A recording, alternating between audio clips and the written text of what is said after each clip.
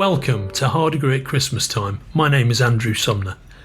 Charles Dickens first published A Christmas Carol in December 1843, and his ghostly festive tale of the miser Ebenezer Scrooge, of his night before Christmas in the spirit world and his discovery of empathy, hope and redemption instantly captured the public imagination, and has captured the public imagination ever since. In 1853, Dickens adapted A Christmas Carol for his live speaking tours, which took him all over the UK and the USA. His 90-minute live performances of A Christmas Carol were incredibly popular and enraptured audiences on both sides of the Atlantic for almost 20 years, until Dickens' final performance in March 1870, 3 months before he passed away. That was over 150 years ago, and in the intervening century and a half, human society has changed in ways that an English gentleman from the mid-Victorian era could never have envisioned. But in some ways, human society is exactly, almost shockingly, the same.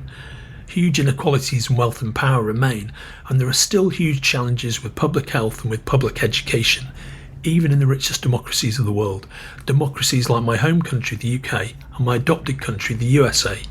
Several years ago, my old comics industry pal William Shanus founded a charitable endeavour that reminded John, Kenrick and myself of Dickens' seasonal message of empathy and civic responsibility. So back then we thought, what better way to support Bill than to return to the words of Charles Dickens himself, the great believer in human society pulling together.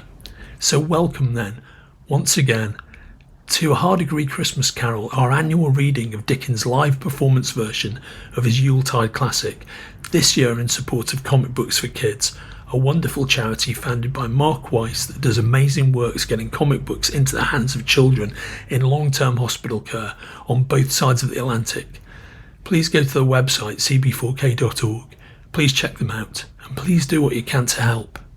John and Kenrick and myself are, as always, joined in our virtual recording studio by the Hard Degree players, the one and only author supreme and creator of the multiverse Michael Moorcock, legendary comic book creator Dave Gibbons, author, actor and Avenger Evangeline Lilly, BBC Saturday Kitchen star and wine broadcaster supreme Olly Smith, graphic design superstar and comics creator Kelly Yates, comics PR guru and creator of Establishing Shots Will O'Mullane, and two of my oldest pals, the wildly versatile West End theatre star Julie Stark, and Britain's greatest comic book editor, the creator of Psycho Gran and David Leach Conquers the Universe, David Leach.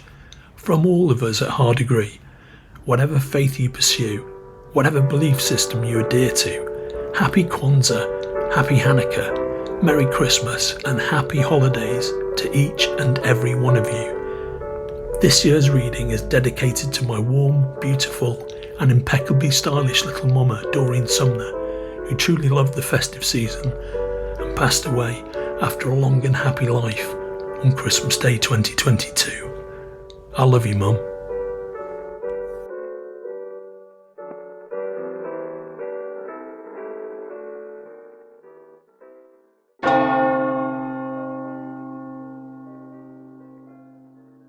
A Christmas Carol by Charles Dickens. Stave 1. Marley's Ghost. Marley was dead to begin with. There is no doubt whatever about that.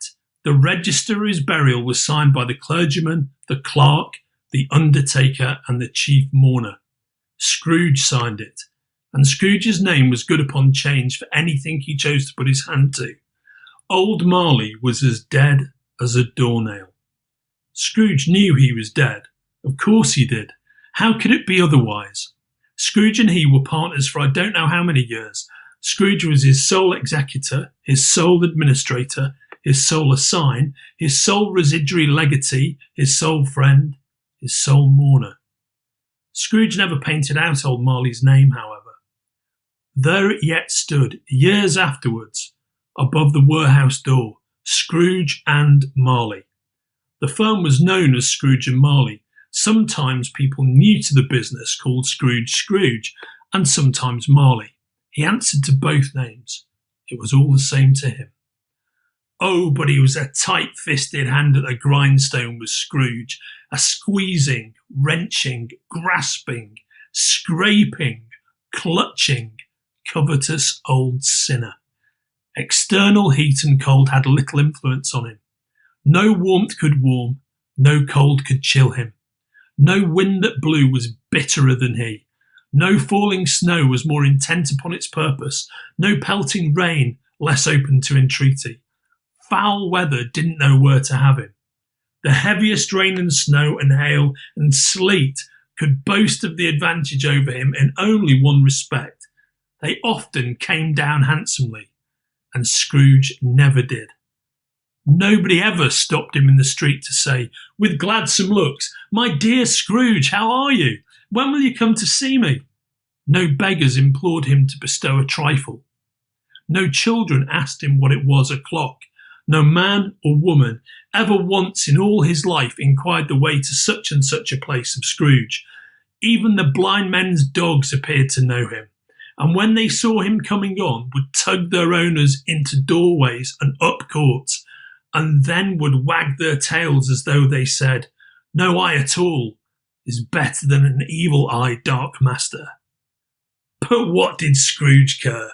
It was the very thing he liked, to edge his way along the crowded paths of life, warning all humanity to keep its distance. Once upon a time, of all the good days in the year upon a Christmas Eve, old Scrooge sat busy in his counting house. It was cold, bleak, biting, foggy weather, and the city clocks had only just gone 3, but it was quite dark already. The door of Scrooge's counting house was open, that he might keep his eye upon his clerk, Bob Cratchit, who, in a dismal little cell beyond, a sort of tank, was copying letters. Scrooge had a very small fire, but the clerk's fire was so very much smaller that it looked like one coal. But he couldn't replenish it, for Scrooge kept the coal box in his own room, and so surely as the clerk came in with the shovel, the master predicted that it would be necessary for them to part. Wherefore the clerk put on his white comforter and tried to warm himself at the candle, in which effort, not being a man of a strong imagination, he failed.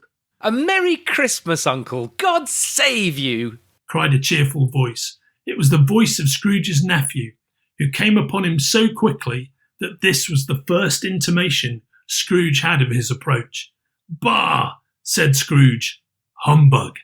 "Christmas a humbug, Uncle? You don't mean that, I'm sure." "I do. Out upon Merry Christmas. What's Christmas time to you but a time for paying bills without money? A time for finding yourself a year older and not an hour richer? A time for balancing your books and having every item in 'em through a round dozen of months presented dead against you? If I had my will, every idiot who goes about with Merry Christmas on his lips should be boiled with his own pudding and buried with a stake of holly through his heart. He should." "Oh, Uncle!" "Nephew, keep Christmas in your own way and let me keep it in mine." "Keep it? But you don't keep it." "Let me leave it alone then. Much good may it do you. Much good has it ever done you." "There are many things from which I might have derived good, by which I have not profited, I dare say, Christmas among the rest. But I'm sure I have always thought of Christmas time, when it has come around, as a good time, a kind, forgiving, charitable, pleasant time, the only time I know of in the long calendar of the year when men and women seem by one consent to open their shut-up hearts freely and to think of people below them as if they really were fellow travellers to the grave, and not another race of creatures bound on other journeys.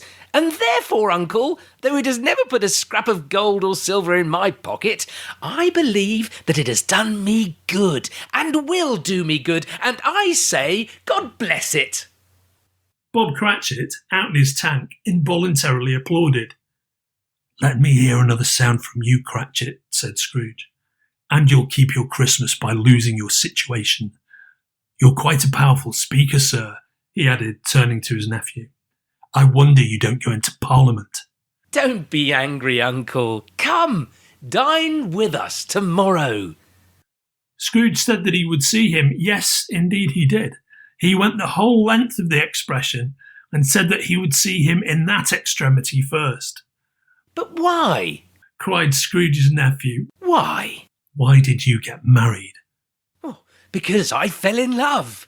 Because you fell in love, growled Scrooge, as if that were the only one thing in the world more ridiculous than a Merry Christmas.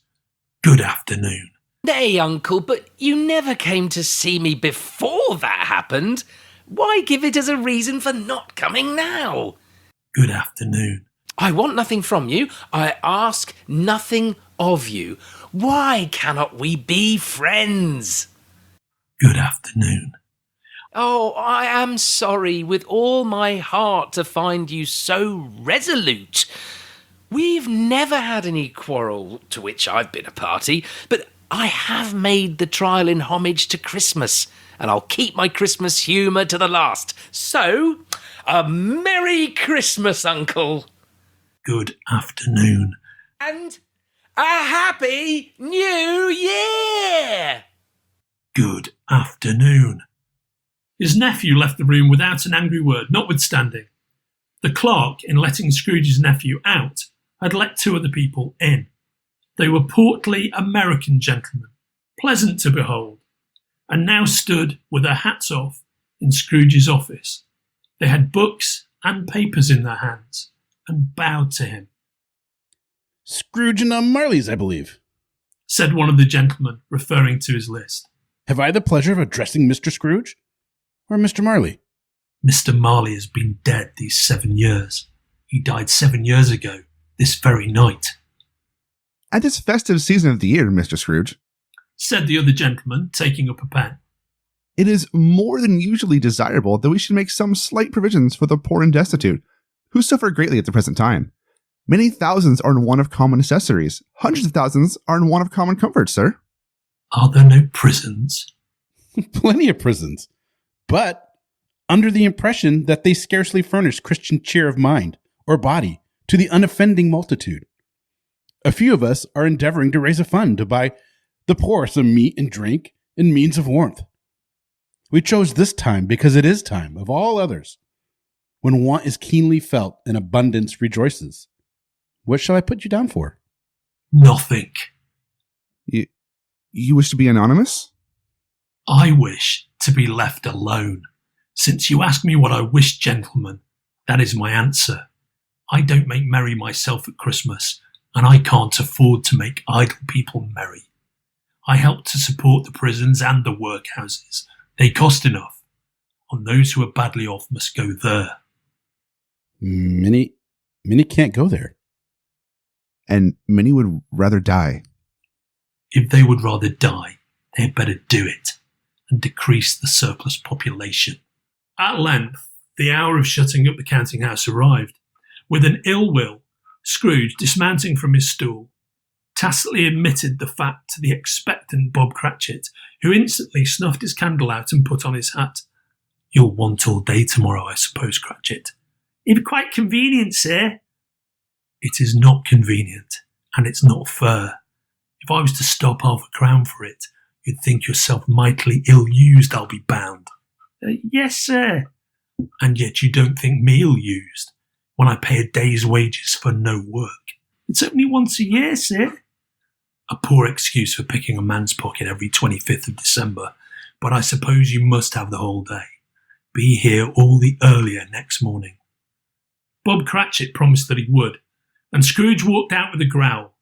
The office was closed in a twinkling, and Bob, with the long ends of his white comforter dangling below his waist, for he boasted no greatcoat, went down a slide at the end of a lane of boys 20 times in honour of its being Christmas Eve, and then ran home as hard as he could pelt to play at Blindman's Buff. Scrooge took his melancholy dinner in his usual melancholy tavern, and, having read all the newspapers and beguiled the rest of the evening with his banker's book, went home to bed. He lived in chambers which had once belonged to his deceased partner. They were a gloomy suite of rooms in a lowering pile of buildings up a yard. The building was old enough now and dreary enough, for nobody lived in it but Scrooge, the other rooms being all let out as offices. Now it is a fact that there was nothing at all particular about the knocker on the door of this house, except that it was very large. Also that Scrooge had seen it night and morning during his whole residence in that place. Also that Scrooge had as little of what is called fancy about him as any man in the city of London. And yet Scrooge, having his key in the lock of the door, saw in the knocker, without its undergoing any intermediate process of change, not a knocker, but Marley's face. Marley's face with a dismal light about it, like a bad lobster in a dark cellar. It was not angry or ferocious, but it looked at Scrooge as Marley used to look, with ghostly spectacles turned up upon its ghostly forehead. As Scrooge looked fixedly at this phenomenon, it was a knocker again. He waved it off and closed the door with a bang. The sound resounded through the house like thunder. Every room above and every cask in the wine merchant cellars below appeared to have a separate peal of echoes of its own. Scrooge was not a man to be frightened by echoes. He fastened the door and walked across the hall and up the stairs, slowly too, trimming his candle as he went. Up Scrooge went, not caring a button for its being very dark. Darkness is cheap, and Scrooge liked it. But before he shut his heavy door, he walked through his rooms to see that all was right. He had just enough recollection of the face to desire to do that. Sitting room, bedroom, lumber room, all as they should be. Nobody under the table, nobody under the sofa, a small fire in the grate, spoon and basin ready, and the little saucepan of gruel, Scrooge had a cold in his head, upon the hob. Nobody under the bed, nobody in the closet, nobody in his dressing gown, which was hanging up in a suspicious attitude against the wall. Lumber room, as usual. Old fireguard, old shoes, 2 fish baskets, washing stand on 3 legs, and a poker. Quite satisfied, he closed his door and locked himself in. Double locked himself in, which was not his custom. Thus secured against surprise, he took off his cravat, put on his dressing gown and slippers and his nightcap, and sat down before the very low fire to take his gruel. As he threw his head back in the chair, his glance happened to rest upon a bell, a disused bell that hung in the room and communicated, for some purpose now forgotten, with a chamber in the highest story of the building. It was with great astonishment and with a strange, inexplicable dread that as he looked, he saw this bell begin to swing. Soon it rang out loudly, and so did every bell in the house.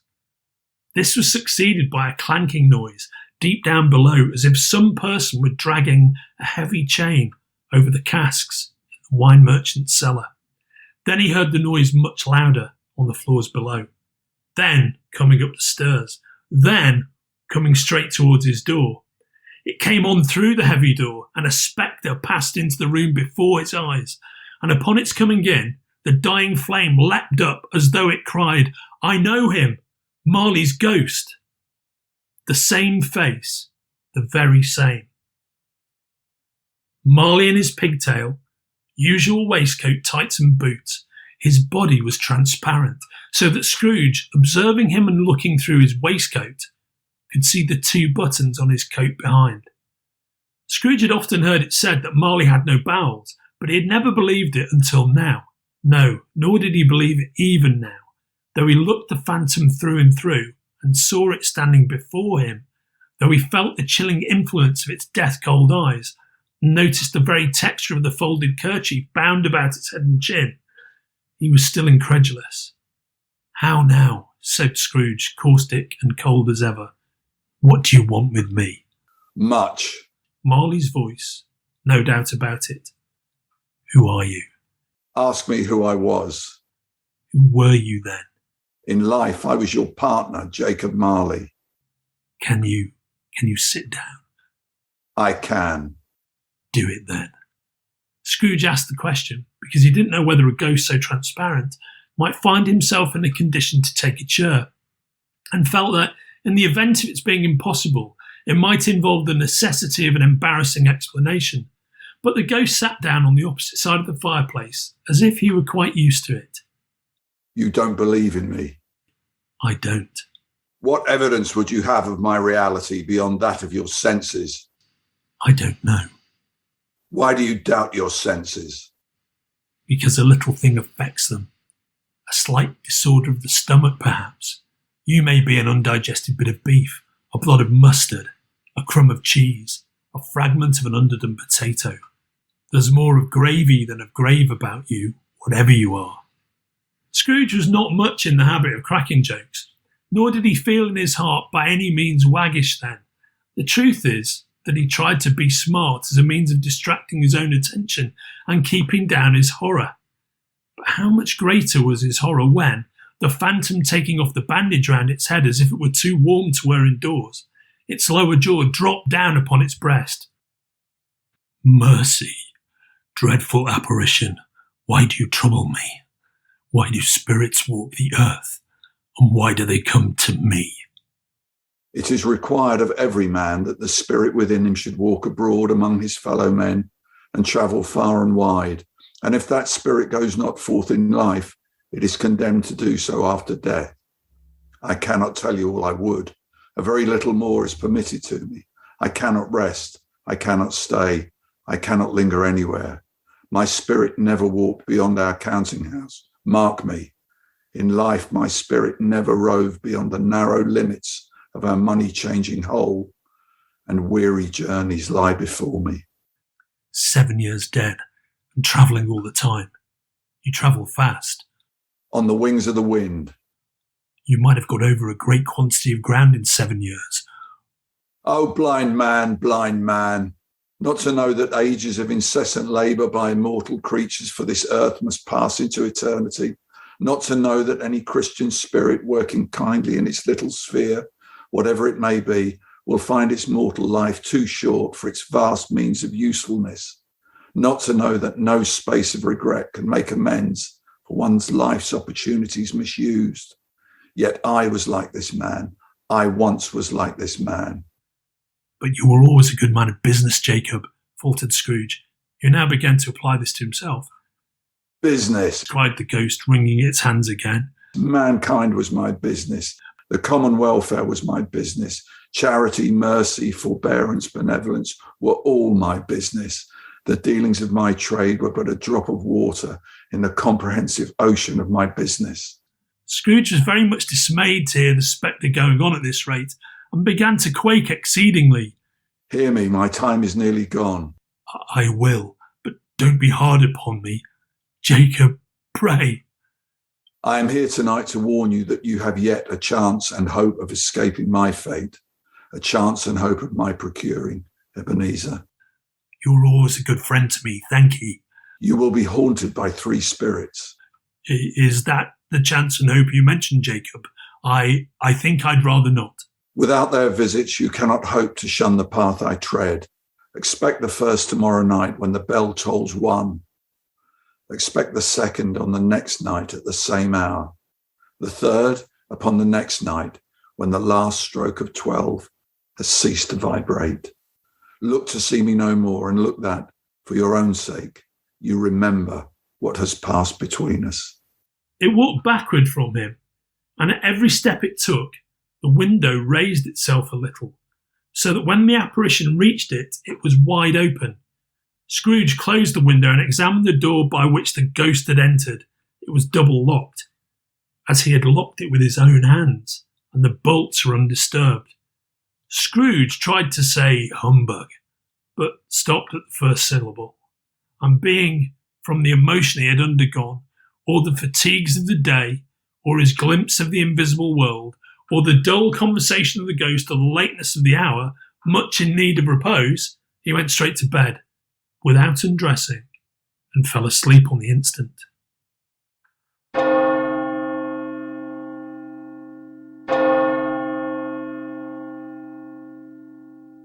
Stave 2, the first of the 3 spirits. When Scrooge awoke, it was so dark that looking out of bed he could scarcely distinguish the transparent window from the opaque walls of his chamber, until suddenly the church clock tolled a deep, dull, hollow, melancholy 1. Light flashed up in the room upon the instant, and the curtains of his bed were drawn aside by a strange figure, like a child, yet not so like a child as like an old man, viewed through some supernatural medium which gave him the appearance of having receded from the view. Its hair, which hung about its neck and down its back, was white as if with age, and yet the face had not a wrinkle in it, and the tenderest bloom was on the skin. It held a branch of fresh green holly in its hand, and in singular contradiction of that wintry emblem, had its dress trimmed with summer flowers. But the strangest thing about it was that from the crown of its head there sprung a bright, clear jet of light, by which all this was visible, and which was doubtless the occasion of its using, in its duller moments, a great extinguisher for a cap, which it now held under its arm. Are you the spirit, sir, whose coming was foretold to me? I am. Who and what are you? I am the ghost of Christmas past. Long past. Know your past. The things that you will see with me are shadows of the things that have been. They will have no consciousness of us. Scrooge then made bold to inquire what business brought him there. Your welfare.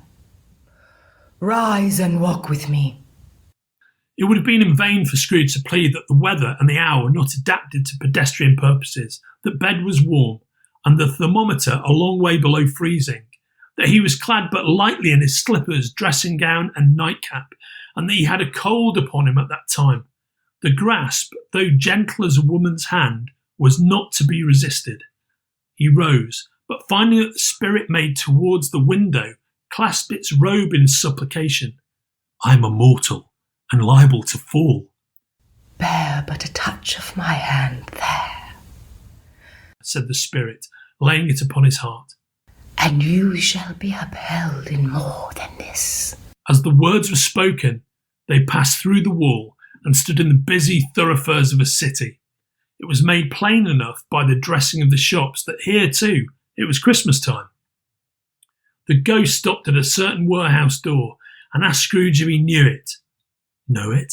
I was apprenticed here. They went in. At the sight of an old gentleman in a Welsh wig, sitting behind such a high desk that if he had been 2 inches taller, he must have knocked his head against the ceiling, Scrooge cried in great excitement, "Why, it's old Fezziwig, bless his heart! It's Fezziwig alive again!" Old Fezziwig laid down his pen and looked up at the clock, which pointed to the hour of 7. He rubbed his hands, adjusted his capacious waistcoat, laughed all over himself from his shoes to his organ of benevolence, and called out in a comfortable, oily, rich, fat, jovial voice, "Yo-ho there, Ebenezer! Dick!" A living and moving picture of Scrooge's former self, a young man, came briskly in, accompanied by his fellow prentice. "Dick Wilkins, to be sure," said Scrooge to the ghost. "My old fellow prentice, bless me. Yes, there he is. He was very much attached to me, was Dick. Poor Dick. Dear, dear," "Yo-ho, my boys!" said Fezziwig. "No more work tonight. Christmas Eve, Dick. Christmas, Ebenezer. Let's have the shutters up before a man can say Jack Robinson. Clear away, my lads, and let's have lots of room here." Clear away? There was nothing they wouldn't have cleared away, or couldn't have cleared away with old Fezziwig looking on. It was done in a minute. Every movable was packed off, as if it were dismissed from public life forevermore. The floor was swept and watered, the lamps were trimmed, fuel was heaped upon the fire, and the warehouse was as snug and warm and dry and bright a ballroom as you would desire to see upon a winter's night. In came a fiddler with a music book and went to the lofty desk and made an orchestra of it. In came Mrs. Fezziwig, one vast, substantial smile. In came the 3 Miss Fezziwigs, beaming and lovable. In came the 6 young followers whose hearts they broke. In came all the young men and women employed in the business. In came the housemaid with her cousin the baker. In came the cook with her brother's particular friend, the milkman. In they all came one after another, some shyly, some boldly, some gracefully, some awkwardly, some pushing, some pulling. In they all came anyhow and everyhow. Away they all went, hands half round and back again the other way, down the middle and up again, round and round in various stages of affectionate grouping. Old top couple always turning up in the wrong place, new top couple starting off again as soon as they got there, all top couples at last, and not a bottom one to help them, When this result was brought about, old Fezziwig, clapping his hands to stop the dance, cried out, "Well done!" and the fiddler plunged his hot face into a pot of porter especially provided for that purpose. There were more dances, and there were forfeits, and more dances, and there was cake, and there was negus, and there was a great piece of cold roast, and there was a great piece of cold boiled, and there were mince pies, and plenty of beer. But the great effect of the evening came after the roast and boiled, when the fiddler struck up Sir Roger de Coverley. Then old Fezziwig stood out to dance with Mrs. Fezziwig. Top couple, too, with a good stiff piece of work cut out for them.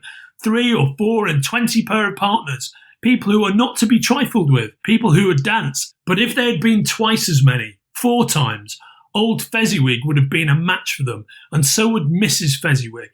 As to her, she was worthy to be his partner in every sense of the term. A positive light appeared to issue from Fezziwig's calves. They shone in every part of the dance. You couldn't have predicted at any given time what would become of them next. And when old Fezziwig and Mrs. Fezziwig had gone all through the dance, advance and retire, turn your partner, bow and curtsy, corkscrew, thread the needle and back again to your place, Fezziwig cut so deftly that he appeared to wink with his legs. When the clock struck 11, this domestic ball broke up. Mr. and Mrs. Fezziwig took their stations, one on either side of the door, and, shaking hands with every person individually as he or she went out, wished him or her a Merry Christmas. When everybody had retired but the 2 prentices, they did the same to them. And thus the cheerful voices died away, and the lads were left to their beds, which were under a counter in the back shop. A small matter, said the ghost, to make these silly folk so full of gratitude.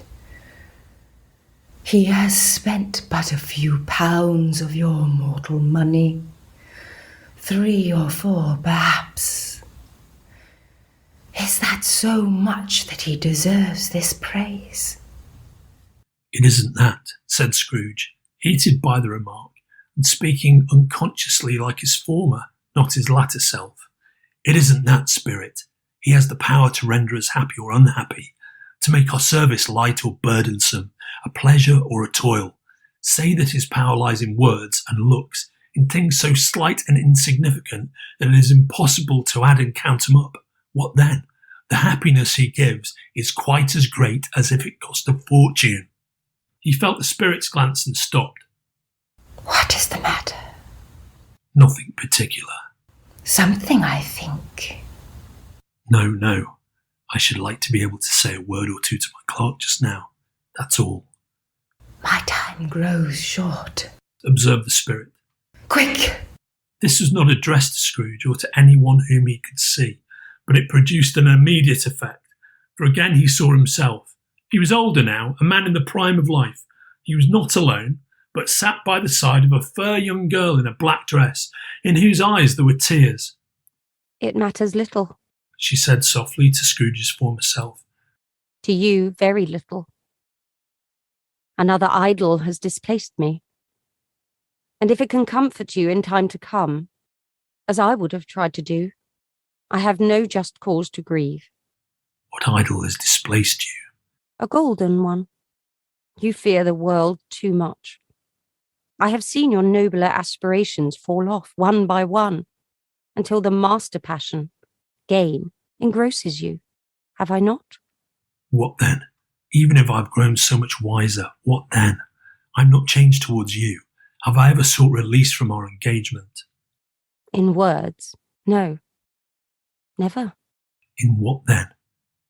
In a changed nature, in an altered spirit, in another atmosphere of life, another hope as its great end. If you were free today, tomorrow, yesterday, can I even believe that you would choose a dowerless girl? Or, choosing her, do I not know that your repentance and regret would surely follow? I do. And I release you, with a full heart, for the love of him you once were. Spirit, remove me from this place. I told you these were shadows of the things that have been, said the ghost. They are what they are. Do not blame me. Remove me, Scrooge exclaimed. I cannot bear it. Leave me. Take me back. Haunt me no longer. As he struggled with the spirit, he was conscious of being exhausted and overcome by an irresistible drowsiness, and further, of being in his own bedroom. He had barely time to reel to bed before he sank into a heavy sleep.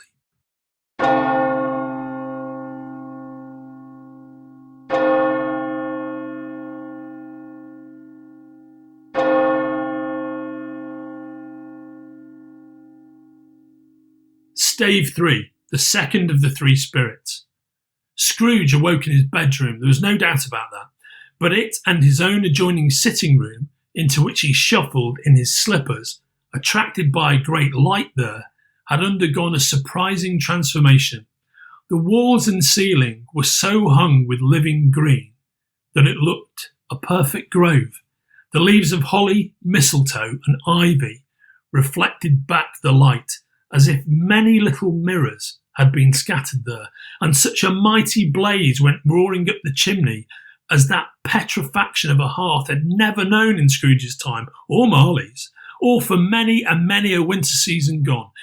Heaped upon the floor to form a kind of throne were turkeys, geese, game, brawn, great joints of meat, suckling pigs, long wreaths of sausages, mince pies, plum puddings, barrels of oysters, red-hot chestnuts, cherry-cheeked apples, juicy oranges, luscious pears, immense 12th cakes and great bowls of punch.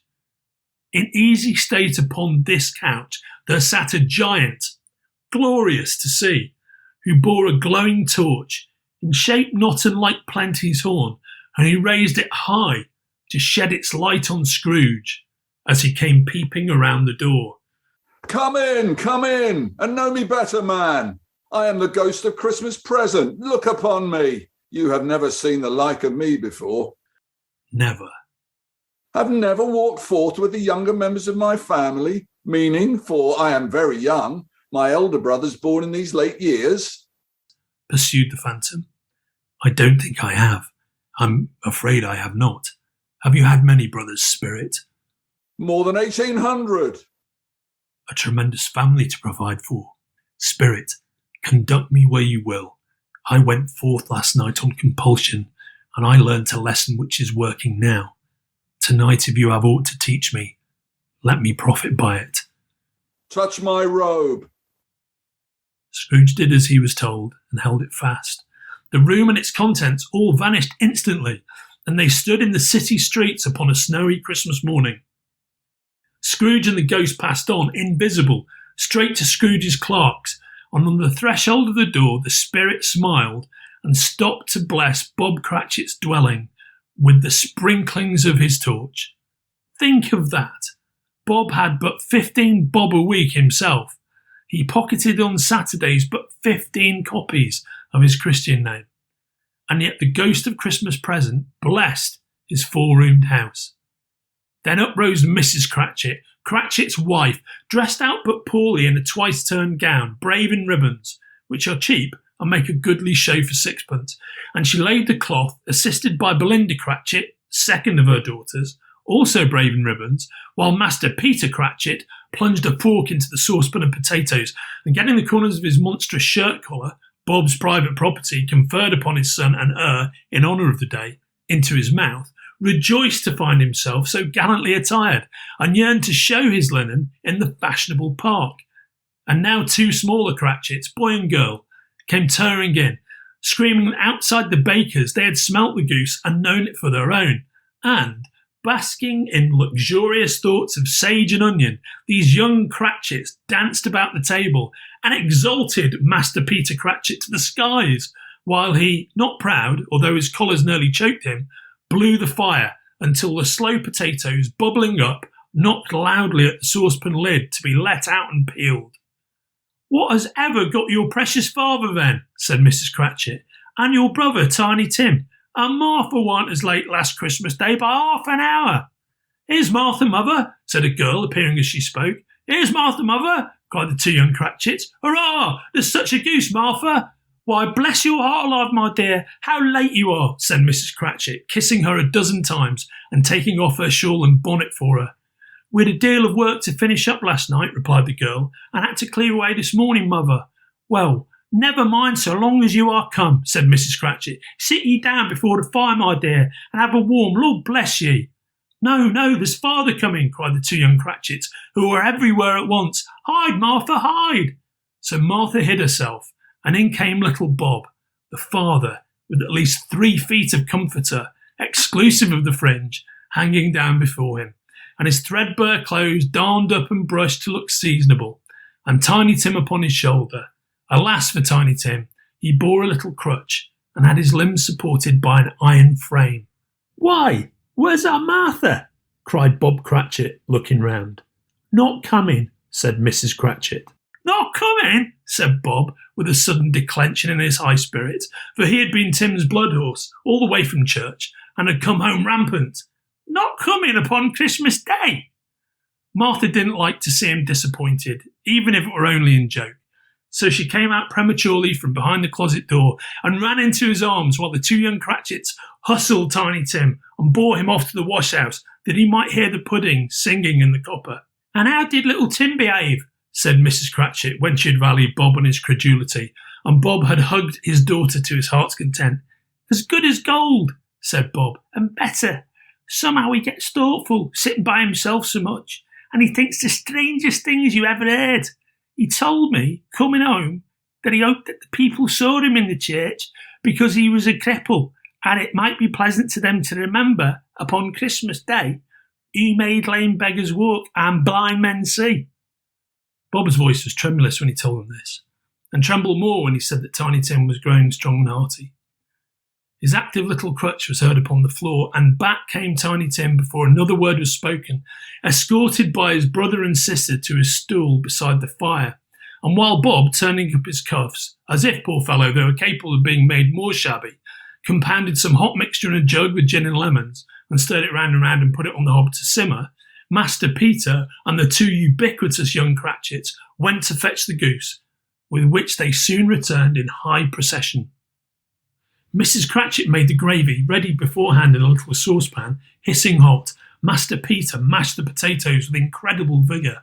Miss Belinda sweetened up the apple sauce. Martha dusted the hot plates. Bob took Tiny Tim beside him in a tiny corner at the table. The two young Cratchits set chairs for everybody, not forgetting themselves, and mounting guard upon their posts, crammed spoons into their mouths, lest they should shriek for goose before their turn came to be helped. At last the dishes were set on, and grace was said. It was succeeded by a breathless pause, as Mrs. Cratchit, looking slowly all along the carving knife, prepared to plunge it in the breast. But when she did, and when the long-expected gush of stuffing issued forth, one murmur of delight arose all round the board, and even Tiny Tim, excited by the two young Cratchits, beat on the table with the handle of his knife and feebly cried, "Hurrah!" There never was such a goose. Bob said he didn't believe there ever was such a goose cooked. Its tenderness and flavour, size and cheapness were the themes of universal admiration. Eked out by apple sauce and mashed potatoes, it was a sufficient dinner for the whole family. Indeed, as Mrs. Cratchit said with great delight, surveying one small atom of a bone upon the dish, they hadn't ate it all at last. Yet everyone had had enough, and the youngest Cratchits in particular were steeped in sage and onion to the eyebrows. But now, the plates being changed by Miss Belinda, Mrs. Cratchit left the room alone, too nervous to bear witnesses, to take the pudding up and bring it in. Suppose it should not be done enough. Suppose it should break in turning out. Suppose somebody should have got over the wall of the backyard and stolen it while they were merry with the goose, a supposition at which the two young Cratchits became livid. All sorts of horrors were supposed. Hallo! A great deal of steam. The pudding was out of the copper. A smell like a washing day. That was the cloth. a smell like an eating house and a pastry cook's next door to each other, with a laundress's next door to that. That was the pudding. In half a minute, Mrs. Cratchit entered, flushed but smiling proudly, with the pudding like a speckled cannonball, so hard and firm, blazing in half a quartern of ignited brandy, and bedight with Christmas holly stuck into the top. Oh, a wonderful pudding! Bob Cratchit said, and calmly too, that he regarded it as the greatest success achieved by Mrs. Cratchit since their marriage. Mrs. Cratchit said that now the weight was off her mind, she would confess she had had her doubts about the quantity of flour. Everybody had something to say about it, but nobody said or thought it was at all a small pudding for a large family. Any Cratchit would have blushed to hint at such a thing. At last the dinner was all done. The cloth was cleared, the hearth swept, and the fire made up. The compound in the jug being tasted and considered perfect, apples and oranges were put upon the table and a shovelful of chestnuts on the fire. Then all the Cratchit family drew round the hearth in what Bob Cratchit called a circle, and at Bob Cratchit's elbow stood the family display of glass, 2 tumblers, and a custard cup without a handle. These held the hot stuff from the jug, however, as well as golden goblets would have done, and Bob served it out with beaming looks, while the chestnuts on the fire sputtered and crackled noisily. Then Bob proposed, "A Merry Christmas to us all, me dears! God bless us!" which all the family re-echoed. God bless us, everyone, said Tiny Tim, the last of all. He sat very close to his father's side, upon his little stool.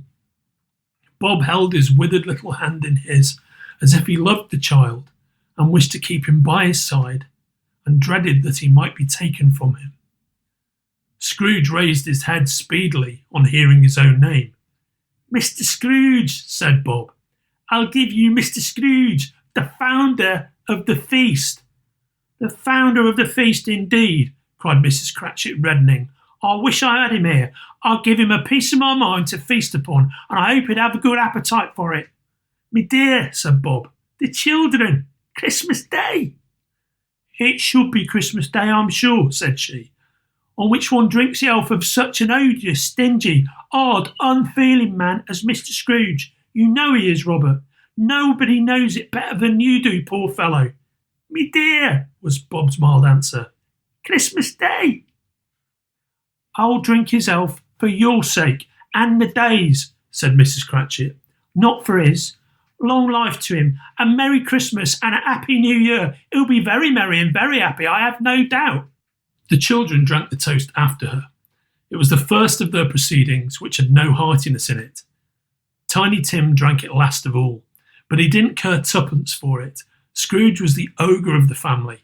The mention of his name cast a dark shadow on the party, which was not dispelled for full 5 minutes. After it had passed away, they were 10 times merrier than before, from the mere relief of Scrooge the Baleful being done with. Bob Cratchit told them how he had a situation in his eye for Master Peter, which would bring in, if obtained, full 5 and 6pence weekly. The 2 young Cratchits laughed tremendously at the idea of Peter's being a man of business, and Peter himself looked thoughtfully at the fire from between his collars, as if he were deliberating what particular investments he should favour when he came into the receipt of that bewildering income. Martha, who was a poor apprentice at a milliner's, then told them what kind of work she had to do, and how many hours she worked at a stretch, and how she meant to lie abed tomorrow morning for a good long rest, tomorrow being a holiday she passed at home.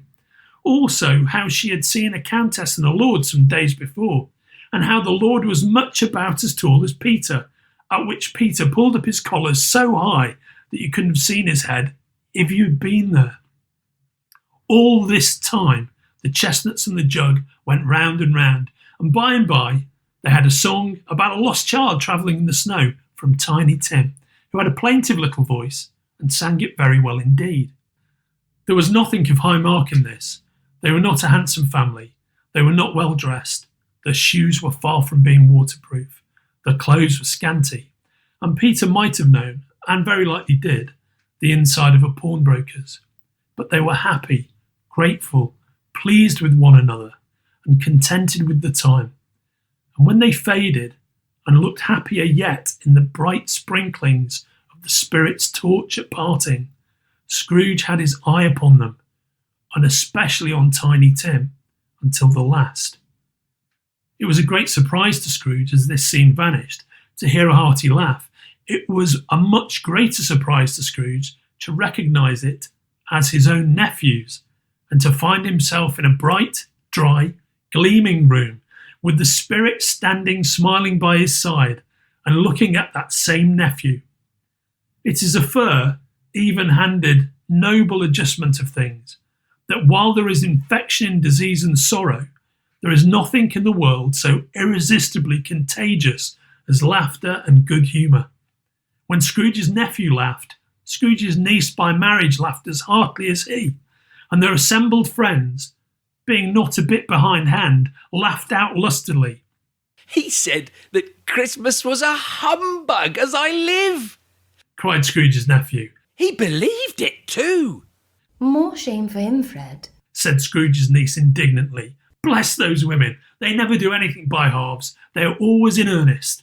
She was very pretty, exceedingly pretty, with a dimpled, surprised-looking, capital face, a right little mouth that seemed made to be kissed, and no doubt was, all kinds of good little dots about her chin that melted into one another when she laughed, and the sunniest pair of eyes you ever saw in any creature's head.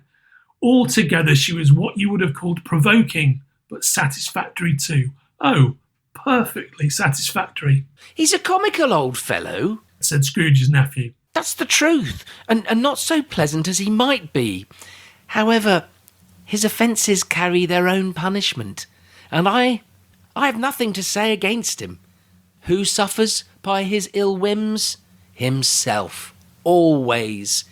Here he takes it into his head to dislike us, and he won't come and dine with us. What's the consequence? He don't lose much of a dinner. Indeed, I think he loses a very good dinner, interrupted Scrooge's niece. Everybody else said the same, and they must be allowed to have been competent judges, because they had just had dinner and, with the dessert upon the table, were clustered round the fire by lamplight. Well, I'm very glad to hear it, said Scrooge's nephew, because I haven't got any great faith in these young housekeepers. What do you say, Topper? Topper clearly had his eye on one of Scrooge's niece's sisters, for he answered that a bachelor was a wretched outcast who had no right to express an opinion on the subject, whereat Scrooge's niece's sister, the plump one with the lace tucker, not the one with the roses, blushed. After tea they had some music, for they were a musical family and knew what they were about.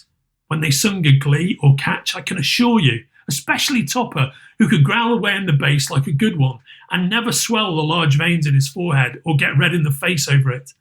But they didn't devote the whole evening to music. After a while, they played at forfeits, for it is good to be children sometimes, and never better than at Christmas, when its mighty founder was a child himself.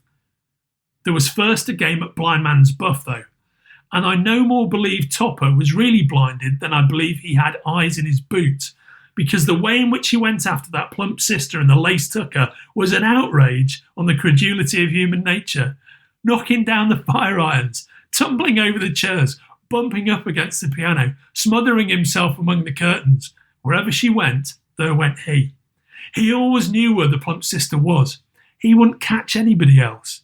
If you had fallen up against him, as some of them did, and stood there, he would have made a feint of endeavouring to seize you, which would have been a reply to affront to your understanding, and would instantly have sidled off in the direction of the plump sister. Here is a new game, said Scrooge. 1/2 hour, Spirit, only one. It was a game called Yes and No, where Scrooge's nephew had to think of something, and the rest must find out what. He only answering to the questions yes or no, as the case was. The fire of questioning to which he was exposed elicited from him that he was thinking of an animal, a live animal, rather a disagreeable animal, a savage animal, an animal that growled and grunted sometimes, and talked sometimes, and lived in London, and walked about the streets, and wasn't made a show of, and wasn't led by anybody, and didn't live in a menagerie, and was never killed in a market, and was not a horse, or an ass, or a cow, or a bull, or a tiger, or a dog, or a pig, or a cat, or a burr? At every new question put to him, his nephew burst into a fresh roar of laughter and was so inexpressibly tickled that he was obliged to get up off the sofa and stamp. At last, the plump sister cried out, I have found it out! I know what it is, Fred! I know what it is! Oh, what is it? cried Fred. It's your Uncle Scrooge! Which it certainly was. Admiration was the sentiment, though some objected that the reply to "Is it a burr?" ought to have been yes. Uncle Scrooge had imperceptibly become so gay and light of heart that he would have drank to the unconscious company in an inaudible speech, but the whole scene passed off in the breath of the last word spoken by his nephew, and he and the spirit were again upon their travels. Much they saw, and far they went, and many homes they visited, but always with a happy end. The spirit stood beside sick beds, and they were cheerful, on foreign lands, and they were close at home, by struggling men, and they were patient in their greater hope, by poverty, and it was rich, in almshouse, hospital, and jail, in misery's every refuge, where vain man in his little brief authority had not made fast the door and barred the spirit out, he left his blessing and taught Scrooge his precepts. Suddenly, as they stood together in an open place, the bell struck 12. Scrooge looked about him for the ghost and saw it no more. As the last stroke ceased to vibrate, he remembered the prediction of old Jacob Marley, and lifting up his eyes, beheld a solemn phantom, draped and hooded, coming like a mist along the ground towards him.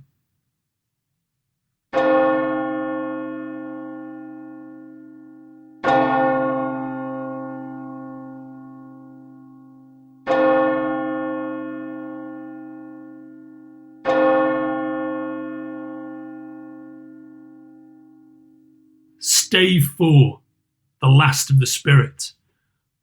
The phantom slowly, gravely, silently approached. When it came near him, Scrooge bent down upon his knee, for in the earth through which this spirit moved, it seemed to scatter gloom and mystery. It was shrouded in a deep black garment, which concealed its head, its face, its form, and left nothing of it visible save one outstretched hand. He knew no more, for the spirit neither spoke nor moved. Am I in the presence of the ghost of Christmas yet to come? Ghost of the future? I fear you more than any spectre I have seen, but as I know your purpose is to do me good, and as I hope to live to be another man from what I was, I am prepared to bear you company, and do it with a thankful heart. Will you not speak to me? It gave him no reply. The hand was pointed straight before them. Lead on, lead on. The night is waning fast, and it is precious time to me, I know. Lead on, spirit. They scarcely seemed to enter the city, for the city rather seemed to spring up about them. But there they were in the heart of it, on change, amongst the merchants. The spirit stopped beside one little knot of businessmen. Observing that the hand was pointed to them, Scrooge advanced to listen to their talk. No, said a great fat man with a monstrous chin. I don't know much about it either way. I only know he's dead. When did he die? Interrupted a poor American street artist. Last night, I believe. Why? What was the matter with him? I thought he'd never die. God knows, said the first with a yawn. What has he done with his money? Asked a red-faced gentleman. I haven't heard, said the man with a large chin. Company, perhaps? He hasn't left it to me. That's all I know. Bye-bye. Scrooge was at first inclined to be surprised that the spirit should attach importance to conversation apparently so trivial. But feeling assured that it must have some hidden purpose, he set himself to consider what it was likely to be. It could scarcely be supposed to have any bearing on the death of Jacob, his old partner, for that was past, and this ghost province was the future. He looked about in that very place for his own image, but another man stood in his accustomed corner, and though the clock pointed to his usual time of day for being there, He saw no likeness of himself among the multitudes that poured in through the porch. It gave him little surprise, however, for he had been revolving in his mind the change of life, and he thought and hoped he saw his newborn resolutions carried out in this. They left this busy scene and went into an obscure part of the town, to a low shop where iron, old rags, bottles, bones, and greasy offal were bought. A grey-haired rascal of great age sat smoking his pipe. Scrooge and the Phantom came into the presence of this man, just as a woman with a heavy bundle slunk into the shop. But she had scarcely entered when another woman, similarly laden, came in too, and she was closely followed by a man in faded black. After a short period of blank astonishment, in which the old man with the pipe had joined them, they all three burst into a laugh. Let the charwoman alone to be the first. Cried she who had entered first. Let the laundress alone to be the second. And let the undertaker's man alone to be the third. Look here, old Joe, here's a chance. If we haven't all three met here without meaning it. You couldn't have met in a better place. You were made free of it long ago, you know, and the other two ain't strangers. What do you got to sell? What do you got to sell? Half a minute's patience, Joe, and you shall see. What odds, then? What odds, Mrs. Dilber? Said the woman. Every person has a right to take care of themselves. He always did. Who's the worse for the loss of a few things like these? Not a dead man, I suppose. Mrs. Dilber, whose manner was remarkable for general propitiation, said, No, indeed, ma'am. If he wanted to keep him after he was dead, a wicked old screw, why wasn't he natural in his lifetime? If he had been, he'd have had somebody to look after him when he was struck with death, instead of lying, gasping out his last there, alone by himself. It's the truest word that ever was spoke. It's a judgment on him. I wish it was a little heavier judgment. And it should have been. You may depend upon it. If I could have laid my hands on anything else. Open that bundle, old Joe, and let me know the value of it. Speak out plain. I'm not afraid to be the first, nor afraid for them to see it. Joe went down on his knees for the greater convenience of opening the bundle and dragged out a large and heavy roll of some dark stuff.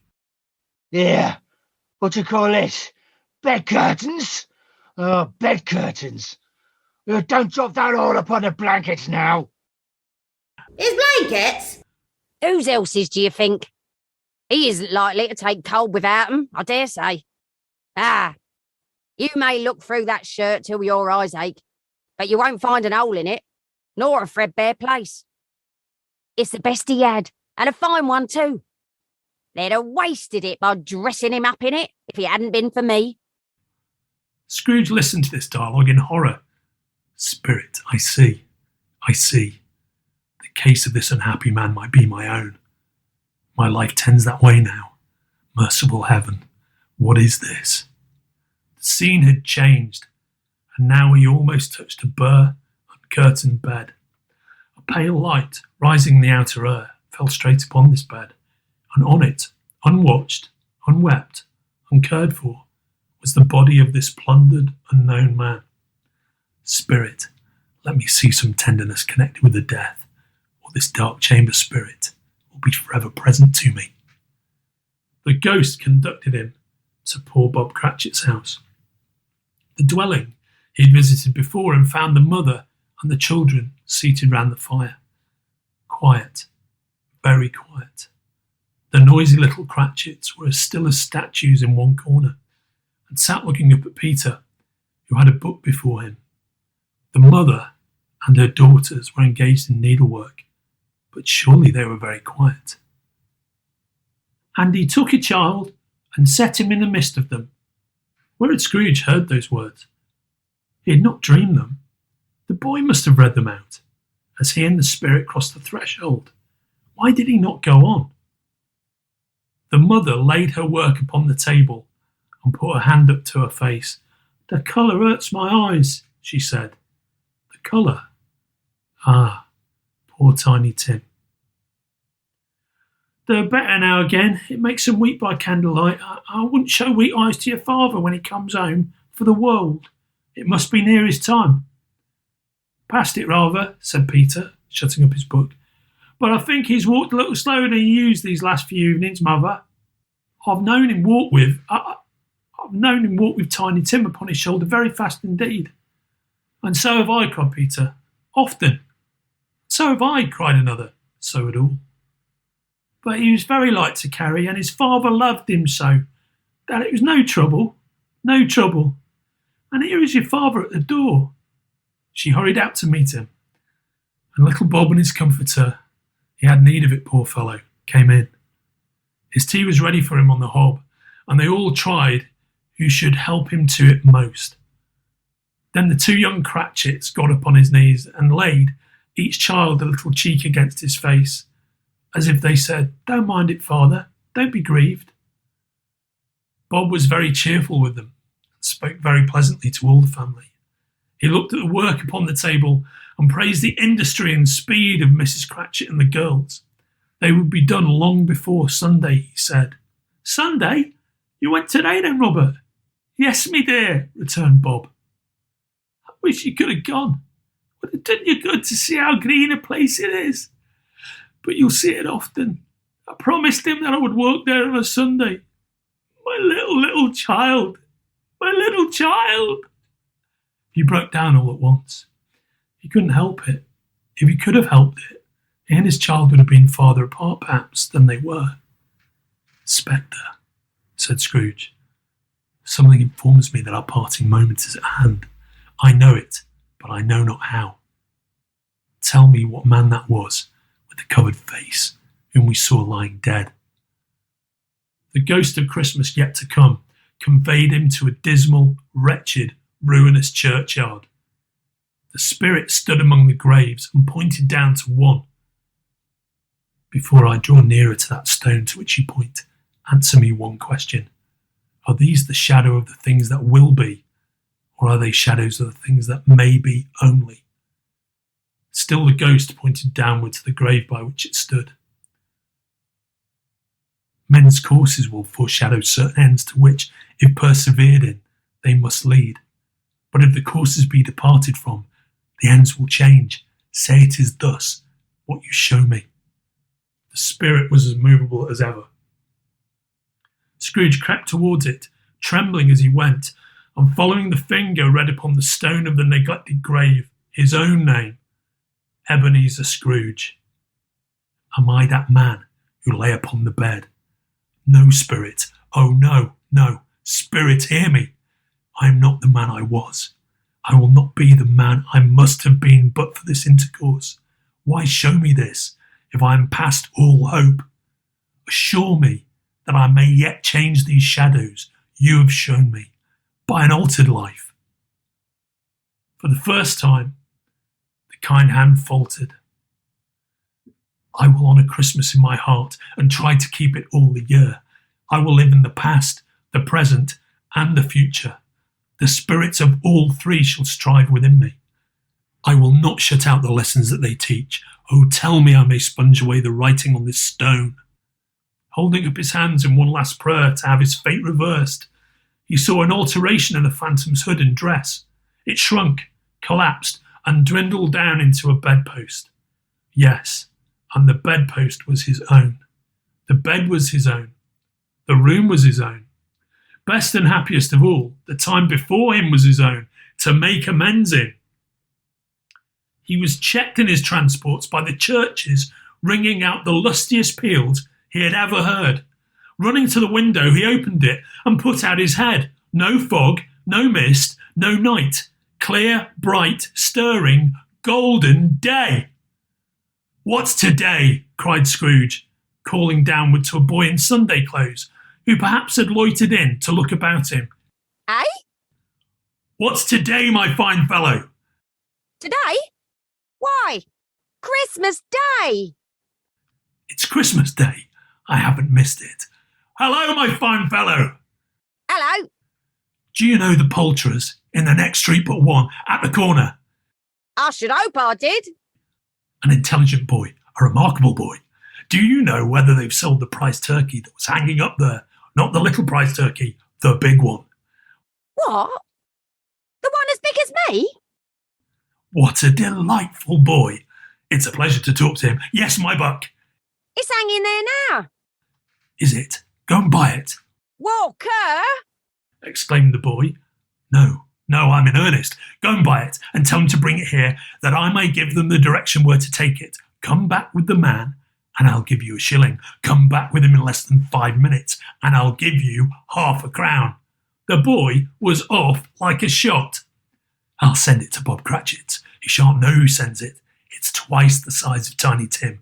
Joe Miller never made such a joke as sending it to Bob's will be.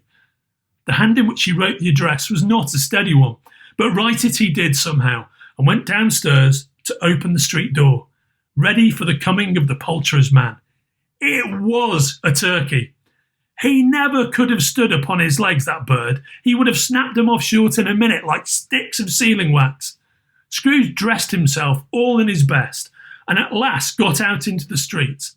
The people were by this time pouring forth, as he had seen them with the ghost of Christmas present, and walking with his hands behind him, Scrooge regarded everyone with a delighted smile. He looked so irresistibly pleasant, in a word, that 3 or 4 good-humoured fellows said, "Good morning, sir, and Merry Christmas to you." And Scrooge said often afterwards that of all the blithe sounds he had ever heard, these were the blithest in his ears. In the afternoon, he turned his steps toward his nephew's house. He passed the door a dozen times before he had the courage to go up and knock, but he made a dash and did it. "Is your master at home, my dear?" said Scrooge to the girl. "Nice girl, very." Yes, sir. "Where is he, my love?" Oh, he's in the dining room, sir, with his mistress. "He knows me," said Scrooge, with his hand already on the dining room lock. "I'll go in here, my dear." "Fred!" Bless my soul! cried Fred. Who's that? "It's I, your Uncle Scrooge. I've come to dinner. Will you let me in, Fred?" "Let him in? It is a mercy he didn't shake his arm off. He was at home in 5 minutes. Nothing could be heartier. His niece looked just the same. So did Topper when he came. So did the plump sister when she came. So did everyone when they came. Wonderful party. Wonderful games. Wonderful unanimity. Wonderful happiness." But he was early at the office the next morning. Oh, he was early there. If he could only be there first and catch Bob Cratchit coming late, that was the thing he had set his heart upon. And he did it. The clock struck 9. No Bob. 1:15. No Bob. Bob was full 18 minutes and a half behind his time. Scrooge sat with his door wide open, that he might see him come into the tank. Bob's hat was off before he opened the door. His comforter, too. He was on his stool in a jiffy, driving away with his pen, as if he were trying to overtake 9 o'clock. "Hello," growled Scrooge in his accustomed voice, as near as he could feign it. "What do you mean by coming here at this time of day?" "I'm very sorry, sir. I'm behind me time." "You are? Yes, I think you are. Step this way, if you please." "It's only once a year, sir. It shall not be repeated. I was making out the merry yesterday, sir."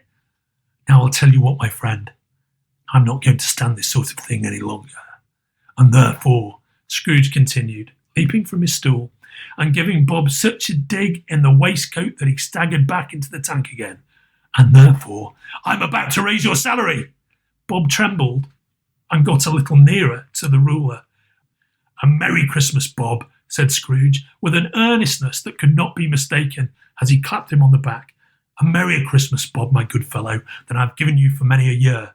I'll raise your salary and endeavour to assist your struggling family, and we will discuss your affairs this very afternoon over a Christmas bowl of smoking Bishop Bob.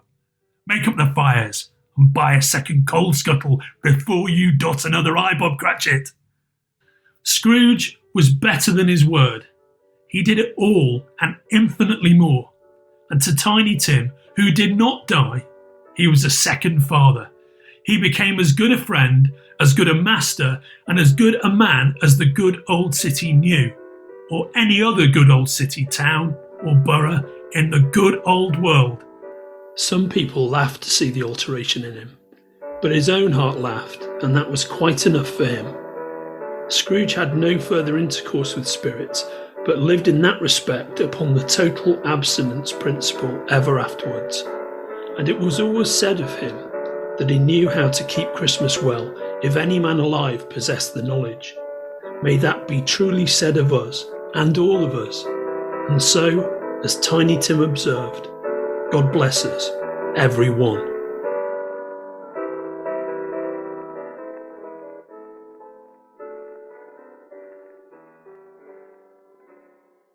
You've been listening to A Christmas Carol by Charles Dickens, produced by Hardegree in support of Comic Books for Kids.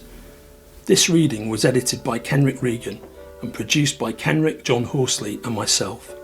The two portly American gentlemen were played by John Horsley and Kenrick Regan. The Ghost of Christmas Past and other characters were played by Evangeline Lilly.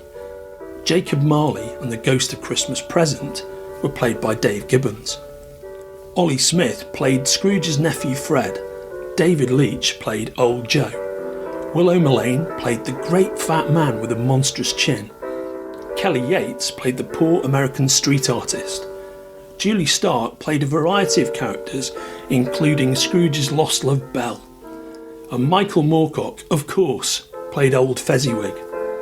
I narrated and played Bob Cratchit and Scrooge.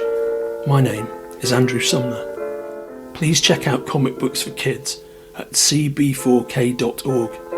Please support your local comic book shop, and please have a very happy holiday. Peace on earth and goodwill to all.